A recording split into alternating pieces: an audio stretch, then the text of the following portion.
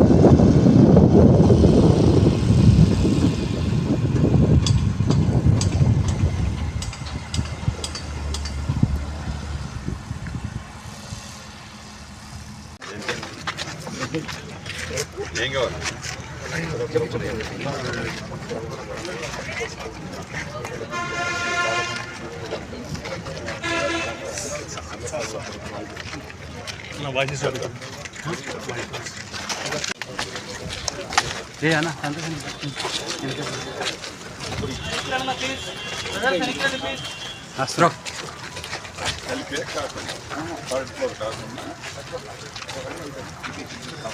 ఇంట్లో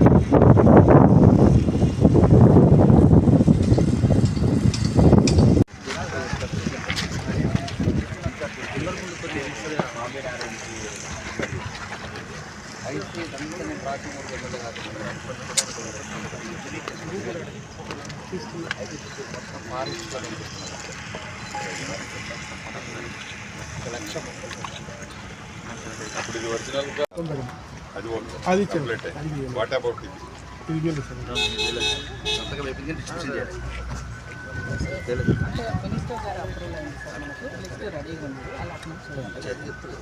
so strength దాన్ని కూడా ఓకే అన్నారు.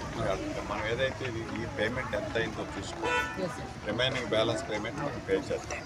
దానికి కావాల్సింది ఏదైతే ఉందో వాళ్ళకి బెనిఫిషరీస్ అయింది. పైన కూడా ఒక స్ట్రెంత్ ఉంటే థర్డ్ ఫ్లోర్ కూడా దానికి ఒకసారి వర్కౌట్ చేసి ప్రపోజల్ పంపించాం. యాదర్లే యాద్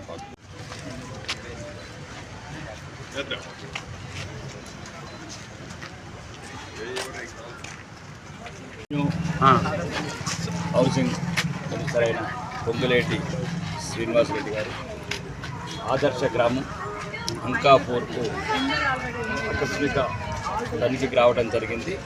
యంగ్ ఇండియా ఇంటిగ్రేటెడ్ స్కూలు ఏ రకంగా ఇంటికెళ్తుంది చూసి సలహాలు ఇచ్చాడు, కొన్ని కాంట్రాక్టర్ని పిలిచాడు. ఇది చాలా శరవేగంగా జరుగుతుంది, ఇంకా శరవేగంగా జరగాలి. ఇది ఎమ్మెల్యే గారి గ్రామం కాబట్టి ఎట్టి పరిస్థితుల్లో కూడా ఏ లోటుపాట్లు ఉండకూడదు, నాణ్యతలు తేడా ఉండకూడదు.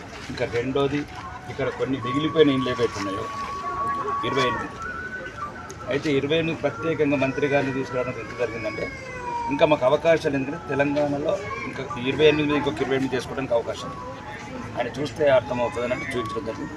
రెండోది చాలా సంతృప్తి చెందారు. ఈ 96 ఏవైతే పేదలకు ఇచ్చాము డబుల్ బెడ్రూమ్ అర్థం కూడా క్వాలిటీ కావచ్చు, వర్క్ కావచ్చు.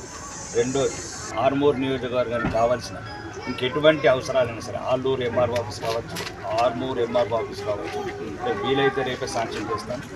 ఎందుకంటే డొంకేశ్వర్ చేశాము, మీటింగ్ ఉంది, రెవెన్యూ ఇంకా ఆర్మూరు నియోజకవర్గానికి సంబంధించిన ఎటువంటి రెవెన్యూ సమస్యలైనా మేము పరిష్కారం చేస్తాం. ఇంకా అన్నిటికన్నా ముఖ్యం ఏంటంటే కొంతమంది పేదలకు ఇల్లు కావాలని అడగడం జరిగింది. దాన్ని కూడా ప్రత్యేకంగా ఆర్మూరు విషయంలో ప్రత్యేకంగా తీసుకుని చేస్తాం.